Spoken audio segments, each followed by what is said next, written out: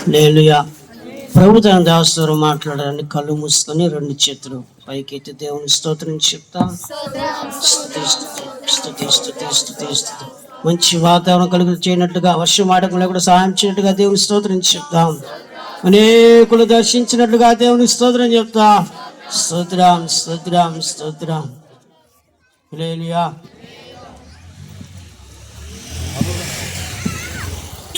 సిలువను గురించిన వార్త అది ఒక శక్తి, దాంట్లో ఒక శక్తి ఉంది, దేవుని శక్తి ఉందని పరిశుద్ధ గ్రంథం మనకు తెలియజేస్తుంది. నమ్మే వాళ్ళలో దేవుని శక్తి అంటే ఇక్కడ ప్రకటించబోవు యేసుక్రీస్తు ఎందుకు సిలువ వేయబడ్డాడు, ఆ సిలువలో ఆయన ఎందుకు వేలాడాడు, దాంట్లో ఒక మర్మం ఉంది, దాంట్లో ఒక దేవుని యొక్క శక్తి ఉంది. యేసయ్య నమ్మే ప్రతి వాణిలో దేవుని శక్తిగా అది క్రియ జరుగుతుంది. అవును దేవుని బిడ్డ, ఈ లోకంలో శక్తి ఒకటి ఉంది. చూడండి, లైట్ వెలగాలంటే ఊరికినే వెలగదు, దానికి ఒక శక్తి, కరెంట్ అనేటువంటి విద్యుత్ శక్తి ఉంటేనే లైట్ వెలుగుతుంది. ఒక బండి వెళ్ళాలంటే దానికి ఒక శక్తి కావాలి, ఇంధనం కావాలి, దాని ద్వారా శక్తి విడుదలవుతుంది, దాని ద్వారా ఆ బండి నడుస్తుంది. అలాగే ఫ్లైట్ ఆకాశంలో ఎగరాలంటే దానికి ఒక ఇంధనం కావాలి, ఒక శక్తి కావాలి, ఆ శక్తి విడుదలైతేనే ఆ ఫ్లైట్ ఆకాశం మీదకి ఎగరుతుంది. అలాగే ఈ సృష్టి కలుగుటలో ఒక శక్తి ఉంది, అదే దేవుని శక్తి. అలాగే యేసుక్రీస్తు సిలువ వేయబడడంలో కూడా ఒక శక్తి ఉందని, అది దేవుని శక్తి అని పరిశుద్ధ గ్రంథంలో దేవుని మాటలు తెలియజేస్తున్నాయి. కాబట్టి మనము ఎన్నో సంగతులు వినుంటాం, అయితే దేవుని గురించినటువంటి ఈ సువార్త కూడా వినాలని యేసుక్రీస్తు పేరట మీకు తెలియజేస్తున్నాం. నిజమే, అబద్ధము వినుటలో దాంట్లో ఒక ఆనందం ఉంటుంది, సత్యము వినుటలో కూడా ఒక ఆనందం, ఒక సంతోషం. సత్యం వినుటలో కూడా అది చాలా శ్రేష్టమైంది. మనం ఎన్నో వింటుంటాం. అయితే ప్రియమైనటువంటి దేవుని బిడ్డలారా, ఈ సత్య సువార్త నిజమైనటువంటి వార్త, ఇది కల్పితాలు కాదండి, ఇది జరిగినది, ఇది దేవుని యొక్క సువార్త ఇది. కాబట్టి ఈ యొక్క సత్యాన్ని వినాలని యేసుక్రీస్తు పేరట మీకు తెలియజేస్తున్నాం. అయితే ప్రియమైనటువంటి దేవుని బిడ్డలారా, ఇది వినేను వాళ్ళకి వెర్రితనంగా ఉంటుంది. వీళ్ళేదో చేసుకుంటున్నారు, ఏదో చెప్పుకొని పోతున్నారని అది నశించిపోతున్న వారికి, అనగా నమ్మని వారికి ఒక వెర్రితనంగా ఉంటుంది. దేవుని ఆరాధిస్తుంటే చూసేవాళ్ళు వీళ్ళొక వెర్రి వాళ్ళు, వీళ్ళు యేసుక్రీస్తు గురించి చెప్తున్నారు, వీళ్ళొక వెర్రి వాళ్ళని నమ్మని వాళ్ళకి మేము ఒక వెర్రి వాళ్ళంగా కనబడతాం. అయితే సత్యాన్ని విని యేసుక్రీస్తు నమ్మితే అది ప్రతి వారిలో దేవుని శక్తిగా క్రియ చేస్తుంది. హల్లెలూయా. అది వినువారిలో, నమ్మే వారిలో శక్తిగా మారుతుంది. ఆ యొక్క సువార్త, ఆ సిలువను గురించిన సువార్త ఏమిటో మనం ఈ సమయంలో కొద్దిసేపు మనం ధ్యానించుకుందాం. అందరూ జాగ్రత్తగా వినండి, ఎందుకంటే ఇది దుర్దినాలు. మనుషులను చంపుకుంటున్నారు, మనుషులను మోసం చేస్తున్నారు, మనుషులను హింసిస్తున్నారు, మనుషులను ఏడిపిస్తున్నారు. ఈ దినాలు చెడ్డవని. అయితే ఈ మంచి వార్త, ఈ మంచి అవకాశం నీవు వినియోగించుకోవాలని యేసుక్రీస్తు పేరట మీకు తెలియజేస్తున్నాను. మరి ఆ సిలువను గురించిన సువార్త ఏమిటో మనం తెలుసుకుందాం. చూడండి, పరిశుద్ధ గ్రంథంలో అపోస్తలుడైన పౌలు గారు రోమిలకు రాసిన పత్రిక 5వ అధ్యాయము 9వ వచనాన్ని మనం చదువుతాం. కాబట్టి ఆయన రక్తము వలన ఇప్పుడు నీతిమంతులుగా తీర్చబడి మరింత నిశ్చయముగా ఆయన ద్వారా ఉగ్రత నుండి రక్షింపబడుదుము. హల్లెలూయా, హల్లెలూయా. ఈ యేసుక్రీస్తు సిలువ వేయబడడంలో ఆ మంచి వార్త ఏంటంటే నిన్ను నీతిమంతుడుగా మారుస్తుంది. హల్లెలూయా. ఈరోజు నీకు ఒక ప్రశ్న, నీ గుండెల మీద చేయి వేసుకో. నువ్వు నీతిమంతుడవా, నీతిమంతురాలువా? బైబిల్ చెప్తుంది, ఈ భూమి మీద నీతిమంతుడు ఎవ్వడు లేడు. ఒకసారి నీ గుండె మీద చేయి వేసుకొని చెప్పు, పరిశోధించుకో. నీవు నీతిమంతుడవా, నీతిమంతురాలువా? ప్రియమైనటువంటి దేవుని బిడ్డలారా, నీతి కలిగిన మనుషుడు భూమి మీద ఎవడు లేడు. అయితే యేసుక్రీస్తు నిన్ను నీతిమంతుడుగా మారుస్తున్నాడు. హల్లెలూయా. నీతిమంతుడుగా మార్చబడినప్పుడు మనిషి నరకాన్ని తప్పించుకొని దేవుని రాజ్యంలో మహిమ చేత నింపబడి సూర్యుని వలె ప్రకాశిస్తాడు. ఎవరంటే పరలోక రాజ్యంలో ఎవరు ఉంటారంటే నీతిమంతులు మాత్రమే ఉంటారు. దుర్మార్గులు అందరూ నరకములో పడి కాలిపోతారు. ఇది సత్యం. నీతిమంతులు మాత్రమే దేవుని రాజ్యంలో దేవుని మహిమ చేత నింపబడి సూర్యుని వలె ప్రకాశిస్తారు. దుర్మార్గులైతే నరకములో పడి కాలిపోతారు. ఇది సత్యం. కాబట్టి ప్రియమైనటువంటి దేవుని యొక్క బిడ్డలారా, ఎందుకు ఆయన యేసుక్రీస్తు సిలువ వేయబడ్డాడంటే ఆ సిలువలో ఆయన రక్తమును కార్చాడు. ఆయన కార్చిన రక్తము నీ కొరకే.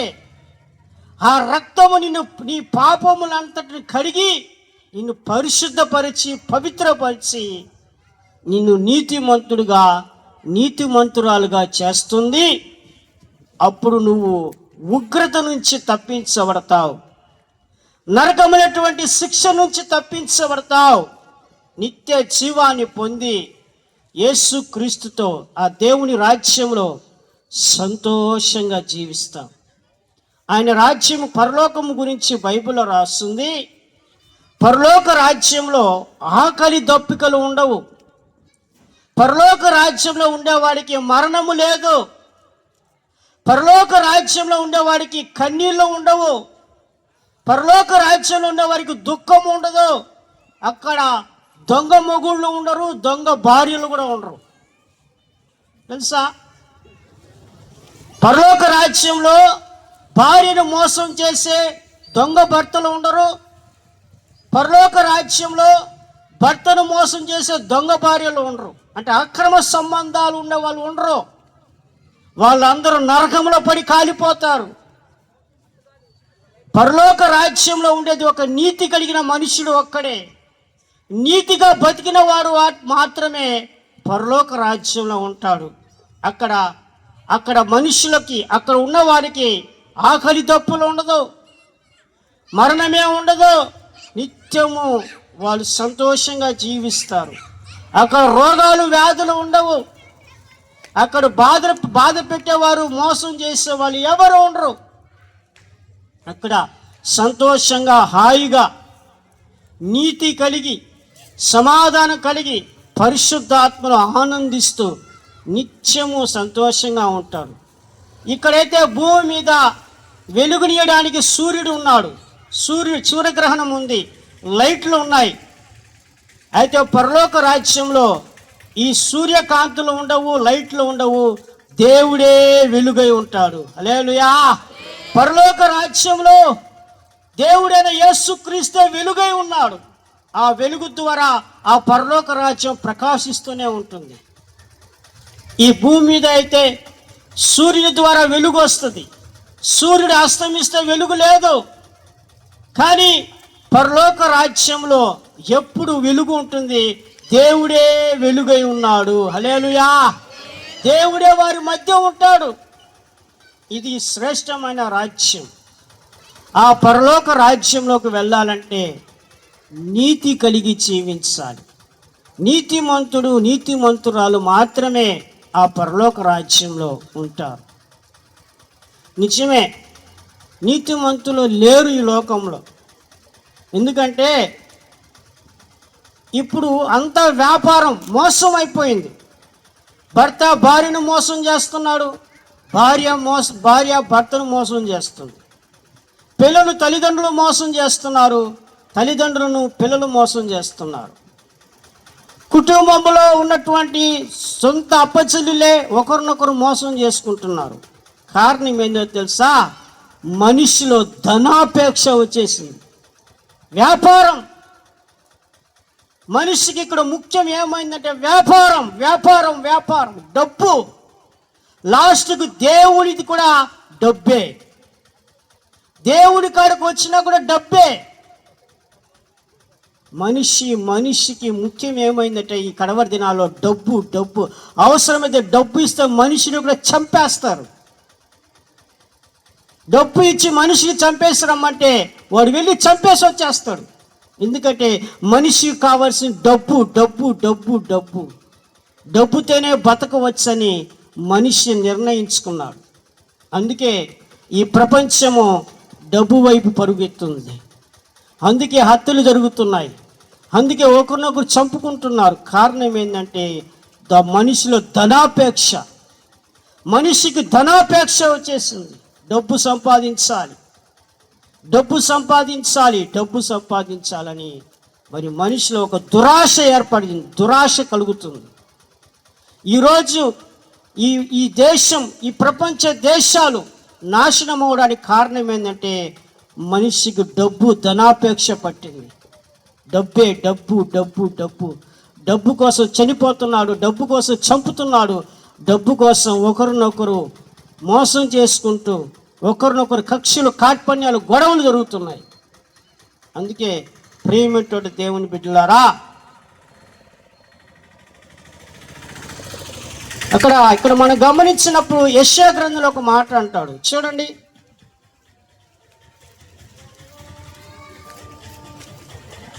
యెషయా గ్రంథం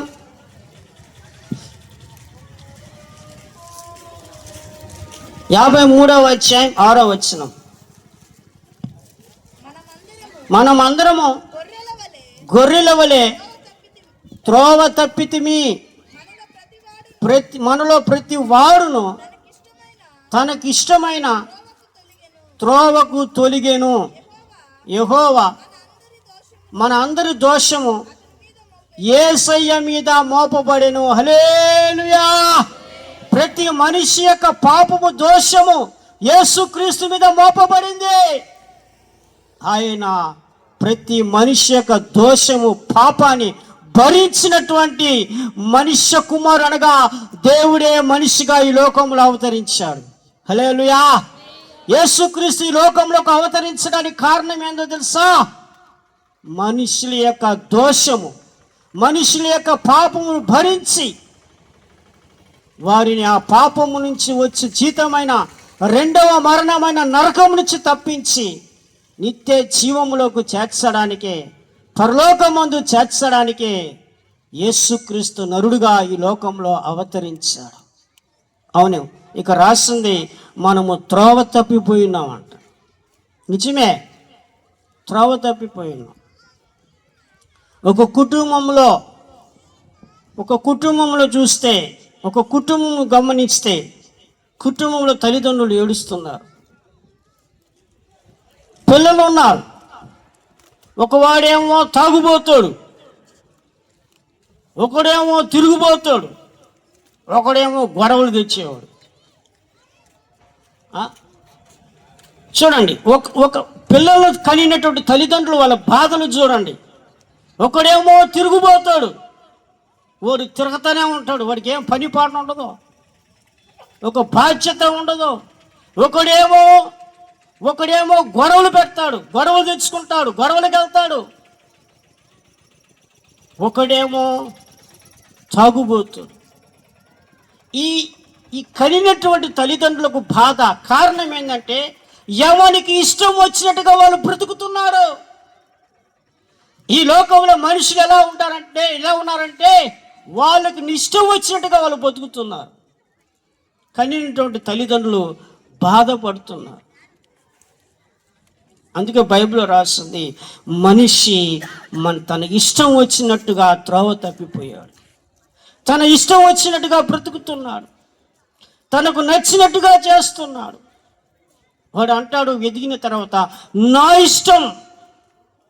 కని పెంచినటువంటి తల్లిదండ్రులు ఏమీ లేదు ఈ రోజుల్లో.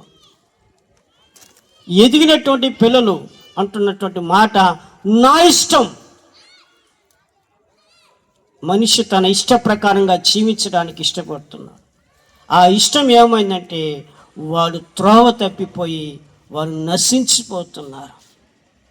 ఈ త్రోవ తప్పిన గొర్రెల వలైనటువంటి మానవ జాతిని వెతకి రక్షించుటకే మనుష్య కుమారుడైన యేసుక్రీస్తు లోకానికి వచ్చాడు.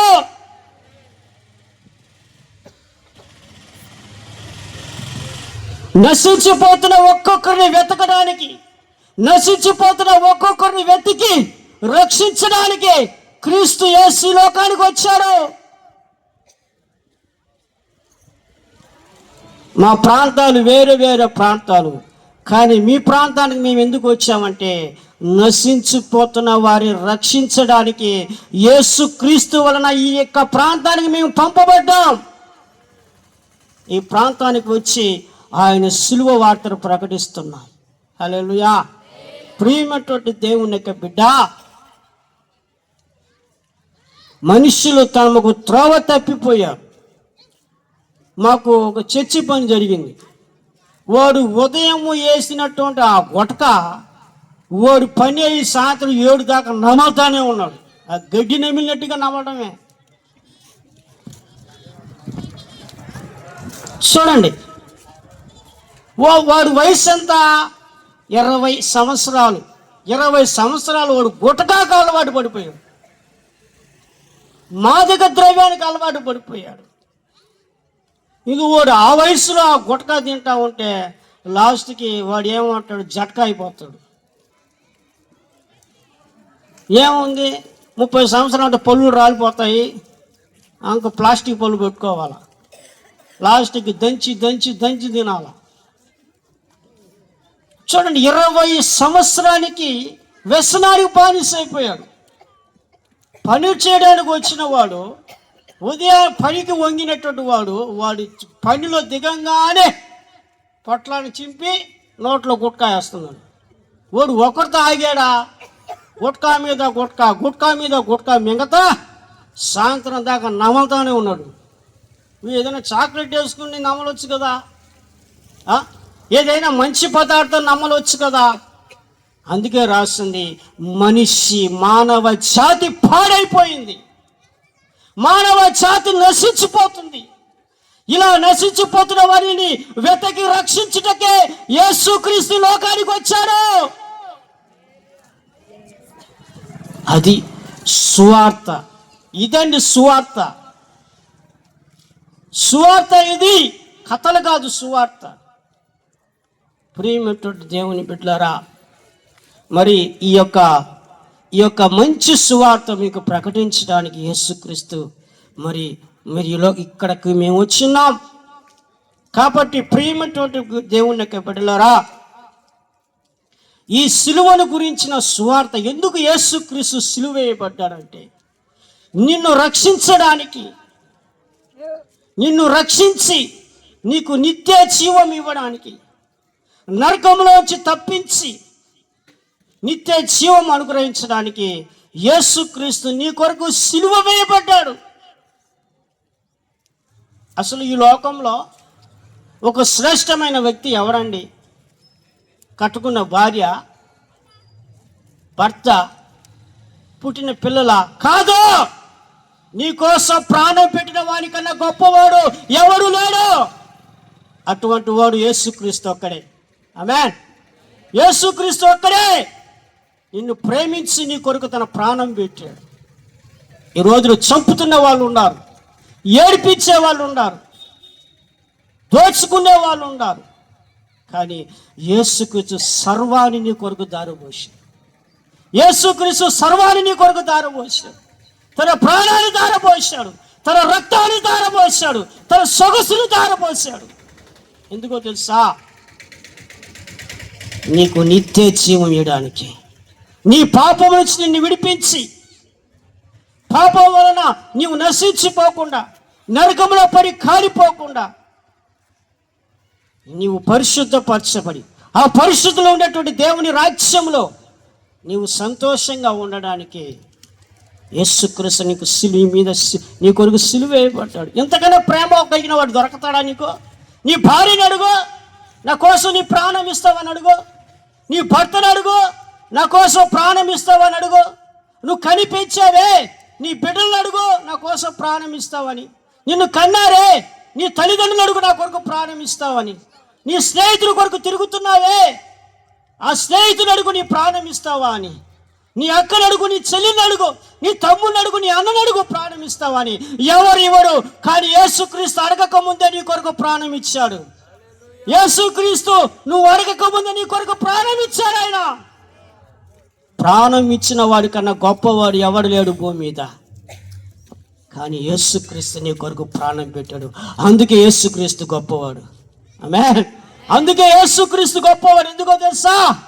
నీ కొరకు ప్రాణం పెట్టేవాడు భూమి మీద లేడు. ఈరోజు డాక్టర్ హాస్పిటల్లో తీసుకోకపోతే కిడ్నీలు చేసి చంపేస్తున్నారు. వీడికి ఏదో ఒళ్ళు నొప్పులని, ఏదో నొప్పి అని తీసుకుపోయి హాస్పిటల్లో పెడితే కిడ్నీ తీసేస్తున్నారు, చంపేస్తున్నారు. కానీ యేసయ్య నీ కొరకు చనిపోయాడు. యేసయ్య నీ కొరకు చనిపోయాడు.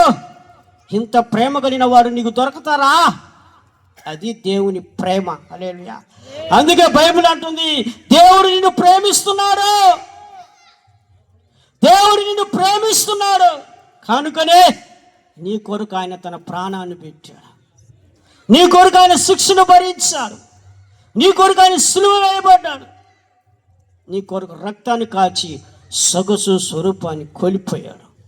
ఎందుకంటే పాపం అనేది అంత ఘోరమైంది. పాపం వల్ల మనిషికి ఏమొస్తుంది తెలుసా? నరకం. పాపం వల్ల వచ్చే జీతం, ప్రతిఫలం ఏంటో తెలుసా? నరకం, శిక్ష. అయితే పాపం నుంచి విడిపించబడిన ప్రతి ఒక్కడు నిత్య జీవాన్ని పొందుతున్నాడు. ఆ నిత్య జీవం ఇవ్వడానికి యేసుక్రీస్తు లోకానికి నీ కొరకు వచ్చి తన ప్రాణం పెట్టాడు, తన రక్తాన్ని కాచి సిలువ వేయబడ్డాడు. ప్రియమైనటువంటి దేవుని బిడ్డలారా, మరి చూడండి, ఇప్పుడు పాపం అంటే ఎందుకు రోగమే, అది ఒక భయంకరమైన రోగం. ఈ మధ్య 21 సంవత్సరాల పిల్లవాడు చనిపోయాడు టౌన్లో.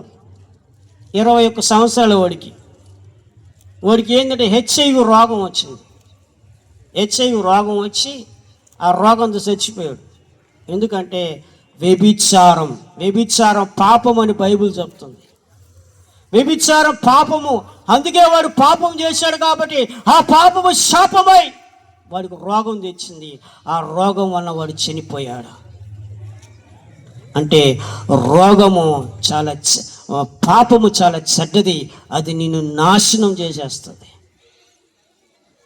మరి ఇటువంటి పాపము నుంచి నిన్ను విడిపించి నిన్ను మంచి మనిషిగా మార్చి దేవుని యొక్క మార్గంలో నడిపించడానికి యేసుక్రీస్తు లోకానికి వచ్చాడు. ఒకసారి కొందరు మనుషులు ఒక ఆమెను తనుకొని వచ్చారు. తనుకొని వస్తున్నారు. ఆమె పరిగెత్తి యేసుక్రీస్తు ఉంటే ఆయన కాడికి వచ్చేసింది. చెడులని అంటున్నారు, ఏమయ్యా దేవుడు దేవుడు దేవుడు అంటే దేవుని మాటలు చెప్తున్నావే, ఈమె వ్యభిచారంలో పట్టబడింది మేము చూసాం, కాబట్టి ఈమెను చంపాల్సిందే అన్నారు. ఇది శిక్ష అన్నారు. అప్పుడు యేసుక్రీస్తు అన్నాడు, మీలో పాపము చేయని వాడు ఎవడో ఈ మీద రాయి వేయమన్నాడు. మీలో పాపము చేయని వాడు ఎవరో ఈమెను రాళ్ళతో కొట్టి చంపాలని తరిమారు కదా, మీలో పాపము చేయని వాడు ఎవరో ఈ మీద రాయి వేయమన్నారు. ఒక్కడు కూడా వేయలా. అందరూ చూస్తూ ఉన్నారు. అప్పుడు నేల మీద వంగి రాస్తా ఉన్నాడు. వాళ్ళు అన్నారు, అమ్మా అయ్యా మన పాపాలన్నీ రాసేస్తున్నాడు అని చెప్పి రాళ్ళన్నీ కింద పడేసి వెళ్ళిపోయారు. అప్పుడు యేసుక్రీస్తు తల ఎత్తి, అమ్మా వీళ్ళేరి వెళ్ళిపోయారయ్యా, నిన్ను శిక్షించలేదా? లేదయ్యా, నేను కూడా నిన్ను శిక్షించను, ఇంక మీద పాపము చేయవద్దు అన్నాడు. హల్లెలూయా. ఇంక మీద వ్యభిచారం చేయవద్దు, ఇంక మీద అక్రమ సంబంధాలు పెట్టుకోబాక, ఆ నీచమైన పాపాన్ని విడిచిపెట్టి దేవుని భయము కలిగి మంచిగా బతకమని చెప్పి ఆమెను పంపివేసేసింది. ఇటువంటి పాపము జీవితంలో నుంచి, ఇటువంటి నాశకరమైన పాపముల నుంచి నిన్ను వెతకి రక్షించుటకే యేసుక్రీస్తు లోకానికి వచ్చాడు. ఆమేన్. ఇక్కడ చాలా మంది నశించిపోవచ్చు, కానీ దేవునికి ఇష్టం లేదు. నిన్ను రక్షించడానికే యేసుక్రీస్తు ఈ లోకానికి మీ ప్రాంతానికి వచ్చినాడు. హల్లెలూయా. అందుకే ఈ సిలువను గురించిన వార్త మీకు ప్రకటిస్తున్నాం. ఆ సిలువను గురించిన వార్త ఏంటంటే, నిన్ను పాపం నుంచి విడిపించి యేసుక్రీస్తును నమ్మినట్లయితే, యేసుక్రీస్తును నమ్మినట్లయితే, ఆయన నీ హృదయంలో చేర్చుకున్నట్లయితే, ఆయనను నీ కుటుంబంలో చేర్చుకున్నట్లయితే, నీ కొరకు చిందించిన రక్తము ద్వారా నీ పాపములను క్షమించి, నీ పాపములను ఆయన రక్తంతో కడిగి నిన్ను పవిత్రపరిచి, నిన్ను నీతిమంతుడుగా నీతిమంతురాలుగా చేసి, ఉగ్రత అయిన నరకం నుంచి తప్పించి నీకు నిత్య జీవం ఇచ్చి ఆయన రాజ్యంలో నిన్ను చేర్చుకుంటాడు. ఇది సిలువను గురించిన వార్త మొట్టమొదటిసారి. రెండవదిగా చూద్దాం. చూడండి, పేతురు రాసిన మొదటి పత్రిక 2వ అధ్యాయం 24వ వచనం. మనము పాపం విషయమై చనిపోయి నీతి విషయమై జీవించినట్లు ఆయన తానే తన శరీరమందు మన పాపములను మ్రాను మీద మోసుకొనెను. ఆయన పొందిన గాయముల చేత మీరు స్వస్థత నొందితిరి. హల్లెలూయా. ఏంది ఆయన సిలువను గురించిన వార్త అంటే, నీ వ్యాధులను బాగు చేయడానికి ఆయన శరీరమందు గాయాలు పొందాడు. హల్లెలూయా, హల్లెలూయా, హల్లెలూయా. నిన్ను బాగు చేయడానికే, నీ రోగాన్ని, నీ వ్యాధిని బాగు చేయడానికే యేసుక్రీస్తు సిలువ వేయబడి శరీరంలో గాయాలు పొందాడు. ఆయన పొందిన గాయముల చేత నీకు స్వస్థత కలుగుతున్నది. ఆయన పొందిన దెబ్బల చేత నీకు ఆరోగ్యం కలుగుతున్నది. ప్రియమైనటువంటి దేవుని బిడ్డలారా, ఇది యేసుక్రీస్తు సిలువ వేయబడినటువంటి మంచి వార్త. చూడండి, వైద్యశాలకు పోతే డబ్బులు కట్టించుకుంటారు. ఒకరోజు ఆయన పేరు మందు సుబ్బారావు అంట. అందరికీ సుబ్బారావు అంటే ఈయన పేరు మందు సుబ్బారావు. ఎందుకంటే అందరూ భార్యతో కాపురం చేస్తారు, పిల్లలతో ఉంటారు, ఈయన సారాతో కాపురం చేస్తూ ఉంటాడు. హల్లెలూయా. ఉదయం లేస్తే బాటలు ఓపెన్ చేయడం, దాకడం, ఇదే పని. ఆయన కాపురం అంతా భ్రాంతితోనే జీవితం గడిపేది. భార్య బిడ్డలు ఏముండేది కాదు. అందుకే ఆయన పేరు మందు సుబ్బారావు అని పెట్టారు. తాగాడు. తాగేటప్పుడు వాళ్ళ అమ్మ చెప్పింది, నాయనా తాగబాక యేసుక్రీస్తుని నమ్ముకోరా, నువ్వు బాగుపడతావు, ఇదిగో బైబిల్ చదువుకోరా అంటే బైబిల్ ఇసురు కొట్టాడు. మంచం కింద పోయి పడింది ఆ బైబిల్.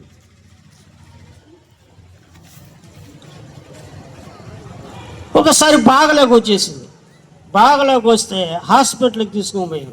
హాస్పిటల్కి తీసుకొని పోతే ఆయన అన్నాడు, డాక్టరు ఈయన ఎక్కువ రోజులు బతకరు, ఈయన పని అయిపోయింది అన్నాడు, చచ్చిపోతాడు, కిడ్నీలు ఫెయిల్యూర్ అయిపోయింది అన్నాడు. కిడ్నీలు ఫెయిల్యూర్ అయిపోయింది.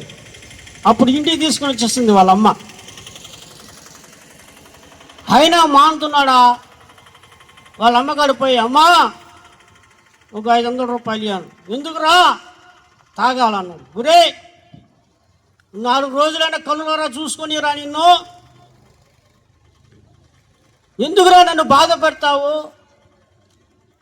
4 రోజులైనా బతకరా, నేను చూసుకుంటాను, నేను తల్లిని రా, బాధ పెట్టబాకరా అంటే, ఇదిగో నేనెట్టో చచ్చిపోతా, నేను చచ్చిపోతా, డాక్టర్ కూడా చెప్పేశాడు నేను బతకను, అందుకని డబ్బు తాగేసే చచ్చిపోతాను. అడుక్కొని తాగేవాడు. అటువంటి బతికిన వ్యక్తి ఒకసారి వెళ్తా ఉన్నప్పుడు అతనికి బాధ వేసింది, నొప్పులైపోయింది, ఒళ్ళంతా వాసిపోతా ఉంది. ఇంకా ఎందుకు నేను బతకడం అని చెప్పి రైలు పట్టాల మీద పండుకున్నాడు. రైలు వచ్చి నేను తొక్కేస్తుంది, నేను చచ్చిపోతానని చెప్పి రైలు పట్టాల మీద పండుకున్నాడు. ఆ రైలు పట్టాల మీద పండుకుంటే అప్పుడే ఎవరో పాస్టర్ గారు వస్తూ ఉంటే ఈ మందు సుబ్బారావు అంతకు రైలు రాలా. సరే నేను ఎట్టే చచ్చిపోతాను కదా, ఒకసారి చిన్న పాస్టర్ గారు ప్రార్థన చేయించుకుంటామని చెప్పి, పాస్టర్ గారు ప్రార్థన చేయండి పాస్టర్ గారు అన్నాడు. ఆ పాస్టర్ గారు తల మీద చేయి పెట్టి యేసునామములో ప్రార్థన చేస్తే ఒక శక్తి ఆయనలోకి వచ్చింది. ఆమేన్. శక్తి వచ్చింది ఆయనలోకి. ఆ శక్తి రాగానే యేసయ్య శక్తి ఆయనకు వచ్చినప్పుడు శరీరంలో ఉన్న అవయవాలన్నీ తాకి అతనిలో వాపు తగ్గిపోయింది, ఆ కిడ్నీల నొప్పి తగ్గిపోయింది, స్టడీగా నిలబడ్డాడు. హల్లెలూయా. యేసు క్రీస్తు అతన్ని స్వస్థపరిచాడు. ఆ కిడ్నీలో వ్యాధిని బాగు చేశాడు ఆయన అన్నాడు, పాస్టర్ గారు ఏదో శక్తి నన్ను ఆవరించింది, నువ్వు నా తల మీద చేయి పెట్టి ప్రార్థన చేస్తుంటే ఒక శక్తి నాలోకి వచ్చిందయ్యా, ఇప్పుడు నేను చక్కగా నిలబడ్డాను, ఆ నొప్పి పోయింది, కాళ్ళలో ఉన్న వాపులు పోయినాయి. నిశ్చయంగా యేసుక్రీస్తు దేవుడయ్యా, యేసుక్రీస్తు నా రోగాన్ని బాగు చేశాడు. పాస్టర్ గారు నేను చచ్చిపోవాలని రైలు పట్టాల మీద పడుకున్నా, ఎందుకంటే డాక్టర్ నన్ను చచ్చిపోతానని చెప్పాడు. ఎందుకంటే నా పేరు మందు సుబ్బారావు, నేను మందు తాగేవాడిని కాబట్టి చచ్చిపోతామని చెప్పారు. ఇంకా ఎందుకు నేను బతకడం అని చెప్పి ఒళ్ళు వాసిపోయినాయి, కిడ్నీలు బాధ తట్టుకోలేక రైలు కింద పడి చచ్చిపోతామని వచ్చాను. కానీ నీ దగ్గర ప్రార్థన చేసుకున్నాను, యేసయ్య నన్ను బాగు చేశాడు. హల్లెలూయా. యేసయ్య నన్ను బాగు చేశాడు. అదే అండి యేసుక్రీస్తులో ఉన్న శక్తి, దేవుని శక్తి. అది ప్రేమటువంటి దేవుని బిడ్డలారా, అది దేవుని శక్తి. ఆయన చిన్న ప్రార్థన చేసుకున్నాడు దేవుని మీద నమ్మకం పెట్టి. పాస్టర్ గారు చివరిగా ప్రార్థన చేయను, ఆయన ప్రార్థన చేస్తుంటే యేసయ్య శక్తి ఆయనలోకి వెళ్ళి ఆయన స్వస్థపరిచింది. అప్పుడు అన్నాడు, అయ్యా నేను కూడా నీతో వస్తాను అన్నాడు. ఆమేన్. నేను కూడా నీతో వస్తాను బా అన్నాడు. ఆయన కూడా చర్చికి వెళ్ళి చర్చిలో ఉండి ఈరోజు ఆయన పాస్టర్ అయిపోయినాడు. హల్లెలూయా, హల్లెలూయా.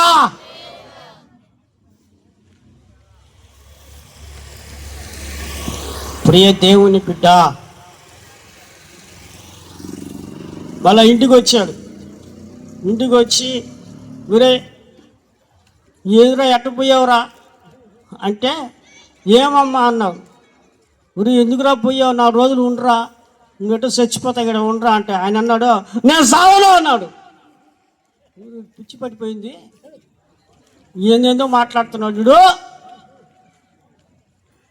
ఏమిరా డాక్టర్ చచ్చిపోతాడని చెప్పాడు కదరా, నువ్వేం సావు అంటున్నావు అంటే, డాక్టర్ చచ్చిపోతానన్నాడు, యేసయ్య బ్రతుకుతానని చెప్పాడు. ఆమేన్. డాక్టర్ ఏమో చచ్చిపోతానన్నాడు, యేసయ్య నువ్వు చావు అని చెప్పాడు. యేసయ్య నన్ను బతికించాడమ్మా, నేను సావనని చెప్పాడు ఆయన. సరే రా, రేపు ఉదయం హాస్పిటల్ పోతా ఉన్నాడు. వాళ్ళ అమ్మ హాస్పిటల్ చూసుకొని పోతే కిడ్నీలు అది ఎక్స్రే తీస్తే డాక్టర్ అదిరిపోయాడు. కిడ్నీలు బాగున్నాయా అన్నాడు. ఆమె కిడ్నీలు బాగున్నాయే, ఇంకా బామ్మ మీ వాడు సావడం చెప్పేసాడు. ఆమె ఇంకా మీ వాడు సావడం చెప్పేశాడు. అదండి దేవుని శక్తి, అది దేవుని శక్తి. చచ్చిపోతా అన్నవాడిని బతికించింది దేవుని శక్తి. అందుకే సిలువను గురించిన సువార్త ఎవరైతే యేసుక్రీస్తు నమ్ముతున్నారో వాళ్ళలో ఉన్న విశ్వాసము దేవుని శక్తిగా మారి, రెండోదిగా వాళ్ళున్న రోగాన్ని తొలగించి వారికి స్వస్థతను, ఆయుష్ను, ఆరోగ్యం ఇస్తుంది. అందుకే యేసుక్రీస్తుని గురించి మేము ఎందుకు ధైర్యంగా ప్రకటిస్తున్నాం? చావో మరణమో ఎందుకు మేము భయపడటం లేదు, మేము ఇస్తున్నామంటే ఇది సత్యం.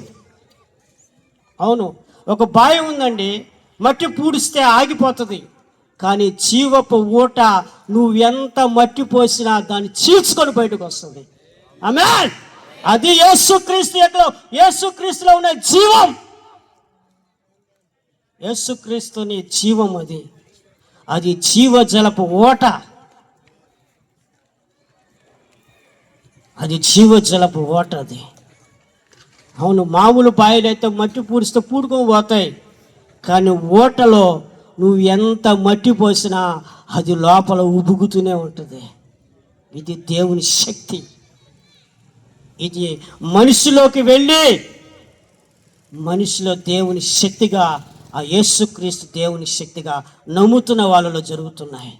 ఒకటి, ఆ సిలువను గురించిన సువార్త ఏంటంటే, నీ పాపము నుంచి విమోచించి యేసయ్యను నమ్ముకుంటే నీ పాపాలు క్షమించబడి నీకు నిత్య జీవం దొరుకుతుంది. రెండవదిగా, యేసయ్య నమ్ముకుంటే నీలో ఉన్న ప్రతి వ్యాధిని ఆ యొక్క యేసు మీద ఉన్నటువంటి విశ్వాసమే ఆయన ద్వారా నువ్వు స్వస్థత పొంది ఆరోగ్యం పొందుతావు. మూడవదిగా చూస్తాం,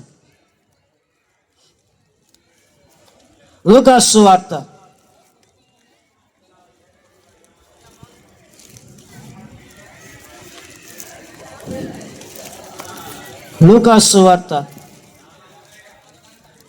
24వ అధ్యాయం 6వ వచనం చదువుతాం.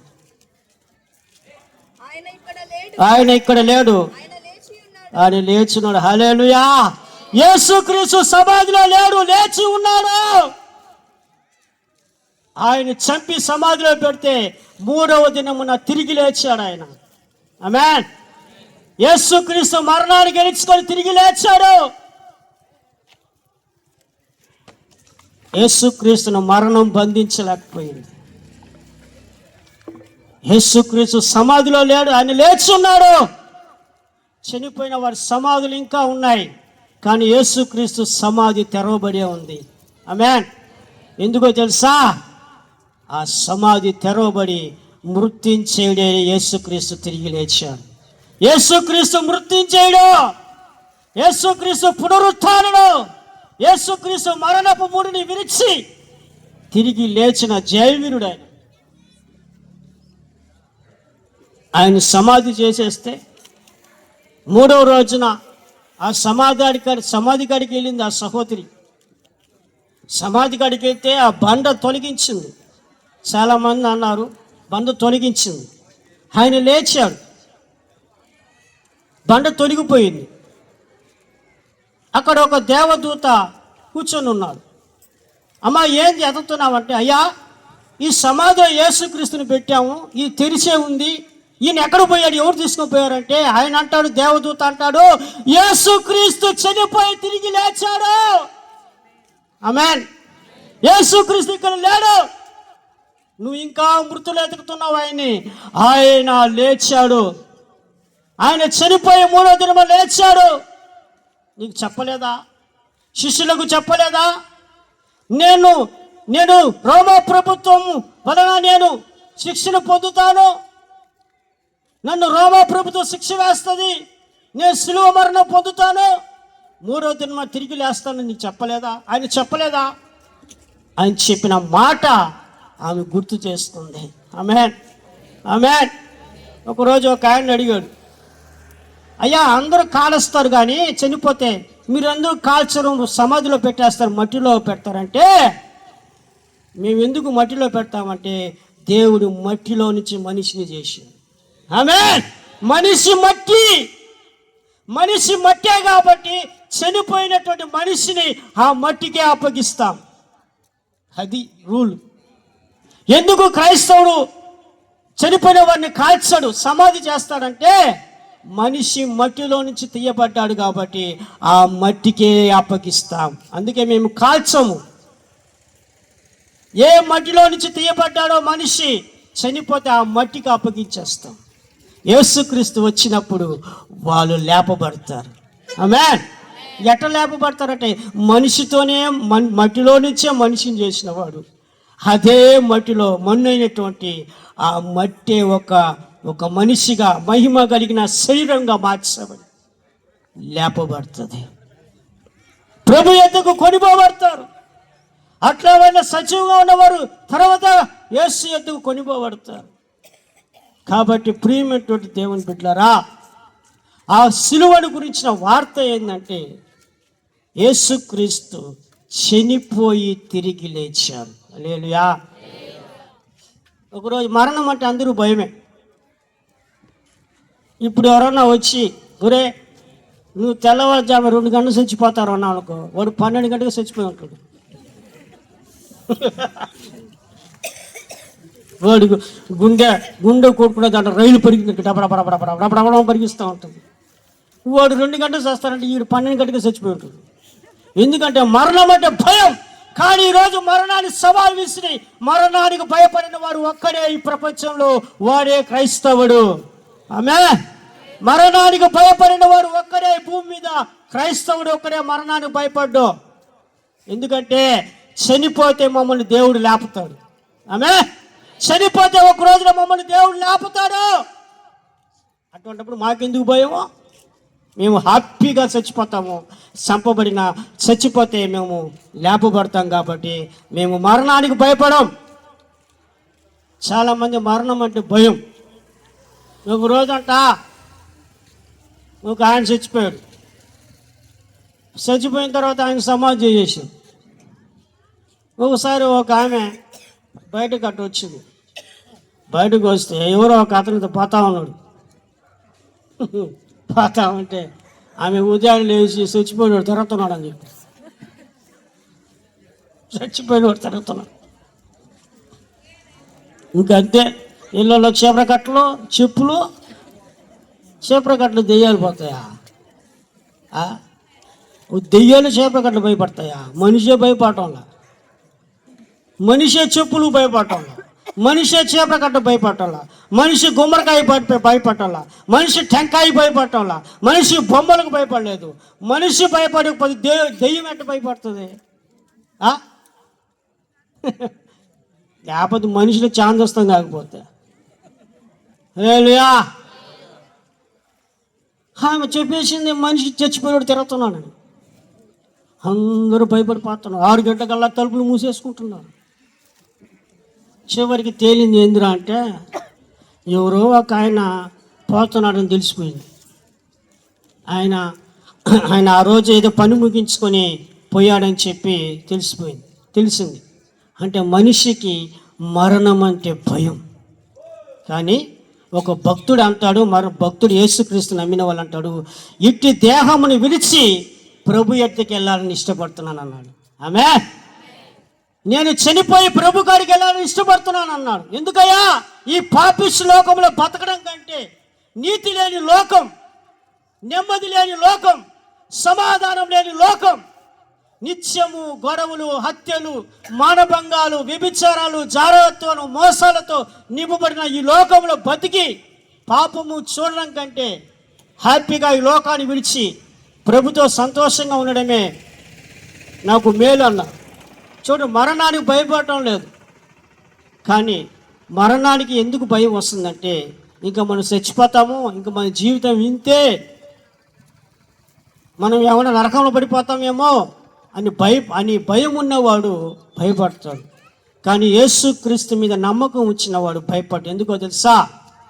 ఒకవేళ బతితే ఈ 70 సంవత్సరాలే, బలం ఉంటే 80 సంవత్సరాలు మనిషి చనిపోవాల్సిందే.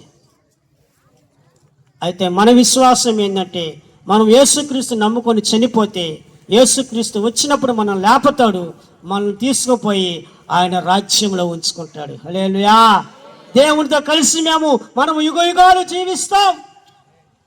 కాబట్టి ఈ సిలువను గురించిన సువార్త ఇప్పుడు విన్న నీవు యేసుక్రీస్తుని నందు నమ్మిక ఉంచితే అది దేవుని శక్తిగా నీలో మారుతుంది. ఒకవేళ నమ్మకపోతే ఇక్కడ ప్రకటించినదంతా నీకు వెర్రితనంగా ఉంటుంది. వీళ్ళందరూ వెర్రోళ్ళు, ఏదో వాగేసిపోయారు. ఆమేన్. కాబట్టి ప్రియమైనటువంటి దేవుని బిడ్డలారా, యేసుక్రీస్తు ఈ లోకానికి వచ్చి ఆయన ఏమో సుఖభాగం అనుభవించలేదు. ఆయన ఈ లోకానికి వచ్చింది ఎందుకంటే నశించిపోతున్న నీ కోసం, నిన్ను రక్షించడానికి, అలాగే రోగాలతో వ్యాధులతో బాధపడుతున్న నిన్ను ఆరోగ్యం ఇచ్చి నెమ్మది సమాధానం ఇవ్వడానికి, మరణం వల్ల వచ్చే, పాపం వల్ల వచ్చే భయంకరమైనటువంటి నరకం, ఆ రెండవ మరణమైన నరకాన్ని తప్పించి మరి ఆయన వచ్చినప్పుడు సమాధి నుంచి లేపబడి ఆయనతో పాటు కొనిపోవడానికి ఆయన ఈ లోకానికి వచ్చి సిలువ వేయబడ్డాడు. మరి ఈ మంచి సువార్తని విన్న నీవు నీ హృదయంలో యేసయ్యను నమ్ముకో, నీ హృదయంలో చేర్చుకో, నీ కుటుంబంలో చేర్చుకో. ఆయన నీ కోసము సిలువ వేయబడ్డాడు. ఆయన నీ కోసం తన ప్రాణాన్ని పెట్టాడు. ఆయన నీ కోసం తన సొగసు స్వరూపాన్ని కోల్పోయాడు. ఆయన నీ కోసం చనిపోయి తిరిగి లేచిన గొప్ప దేవుడు. ఆమేన్, ఆమేన్. కాబట్టి ఈ సిలువను గురించిన వార్త మీకు ప్రకటించబడుతుంది. ఒకవేళ దాన్ని నమ్మామంటే యేసుక్రీస్తుని, దేవుని శక్తి నీలో జరుగుతుంది. ఆ శక్తి ఏంటంటే నీ పాపములంతటిని ఆయన క్షమించి నిన్ను పరిశుద్ధపరుస్తాడు. ఏ వ్యాధితో, ఏ రోగంతో ఉన్నావో, ఏ సమస్యలతో ఉన్నావో వాటిని, ఆ వ్యాధి రోగం నుంచి నిన్ను స్వస్థపరిచి ఆరోగ్యం ఇచ్చి సమస్య నుంచి విడిపిస్తాడు. రేపు వచ్చినప్పుడు ఒకవేళ చనిపోయి సమాధిలో ఉంటే నిన్ను లేపి నేను తీసుకుని వెళ్తాడు తనతో పాటు. ఒకవేళ బ్రతుకుంటే మరి చనిపోయిన వారు లేపబడి, బతుకున్న వారు కూడా మరి ఇద్దరు మహిమ చేత నింపబడి, మొదట చనిపోయిన వారు ప్రభు ఎద్దుకు వెళ్ళిపోతారు. దాని తర్వాత బతుకున్న వారు మహిమను పొందుకొని ప్రభు ఎద్దుకు వెళ్తారు. మనము ప్రభుతో సదాకాలం యుగ యుగములు జీవించుదుముగాక. ఆమేన్.